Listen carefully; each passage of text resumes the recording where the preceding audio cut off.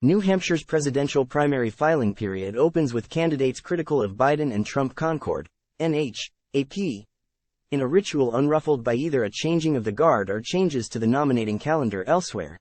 The filing period for the New Hampshire presidential primary started Wednesday with a Democratic candidate who criticized President Joe Biden and paid a chunk of his filing fee in $2 bills.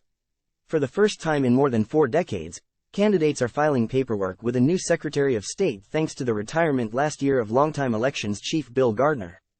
But his successor, David Scanlan, is carrying on the tradition of ensuring New Hampshire remains first, waiting for the dust to settle in other states before scheduling the 2024 contest. "I'm really in no hurry," he said in an interview Tuesday. In contrast, the candidates themselves, particularly the long shots, often are in a race to sign up first in hopes that a bit of media attention will boost their campaigns. In 1991, a writer from New York drove 11 hours in a snowstorm only to find another perennial candidate waiting at the door. In 2007, a Minnesota fugitive living in Italy sent a package by courier that arrived just before an ex-convict embarked on a 90-minute rant that included 5 costume changes. This year, the first to sign up was Mark Stewart Greenstein, who arrived at the State House at 6:30 a.m. and paid his $1,000 filing fee in cash, including $400 in $2 bills. Greenstein, from West Hartford, Connecticut, also was the first to sign up 4 years ago. He said he plans to be on the ballot in 5 states. This is his 4th run in New Hampshire, where he got 31 votes in 2020. "This is a choice for no Joe Biden," he said before entering the State House to file. "There should be a way for Democrats to express that they don't like their frontrunner. I'm not his replacement, I'm not going to be around next November. But you can say as a voter, I'm a voter who is dissatisfied." Greenstein was followed by Republican John Anthony Castro, who has filed lawsuits in New Hampshire and other states contending the 14th Amendment prohibits former President Donald Trump from appearing on that state's ballot. Scanlan disagrees and has said he will allow Trump to file. Time equals 400 ms. greater than the 14th Amendment prohibits those who engaged in an insurrection or rebellion against the Constitution from holding higher office.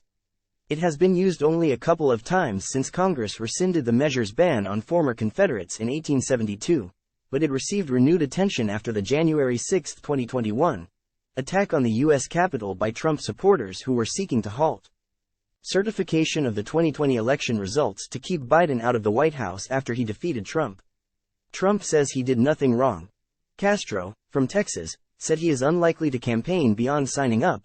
"I'm not going to lie and pretend my candidacy is anything more than trying to enforce the United States Constitution, and that's what I'm here to do," he said. "I don't want to distract anything from the mission. The fight's going to be in the courtroom. I'm going to do my best to try to get people to see the light. But at the end of the day, I don't need the people to see the light, I need the courts to see the light." Time equals 400 ms. greater than the candidates have until October 27 to sign up, and dozens are expected to do so in part because it's relatively cheap and easy. They need only meet the basic requirements to be president, fill out a 1-page form and pay the filing fee. In 2020, 33 Democrats and 17 Republicans signed up. The all-time high was 1992, when 6-1 people got on the ballot. But this cycle could be notable instead for whose name isn't on the ballot. New Hampshire, with its state law requiring its primaries to be held first, is defying the Democratic National Committee's new primary calendar, which calls for South Carolina to kick off voting on February 3, followed by New Hampshire and Nevada. The shakeup came at the request of President Joe Biden in a bid to empower Black and other minority voters crucial to the party's base. Biden's campaign won't comment on whether he will be on the ballot in New Hampshire. But he wouldn't be the first re-election-seeking incumbent missing from the primary ballot. President Lyndon Johnson won the 1968 Democratic primary as a write-in, though a shockingly strong second-place showing by Senator Eugene McCarthy helped push him out of the race. Scanlan, who served as Deputy Secretary of State for 20 years, said he was excited to welcome candidates starting Wednesday. Like his predecessor, he plans to greet them with a few encouraging words. "But don't expect the obscure trivia," Gardner often added. "I don't have any history lessons planned," Scanlan said. "That was Bill's style, and he was really, really good at it."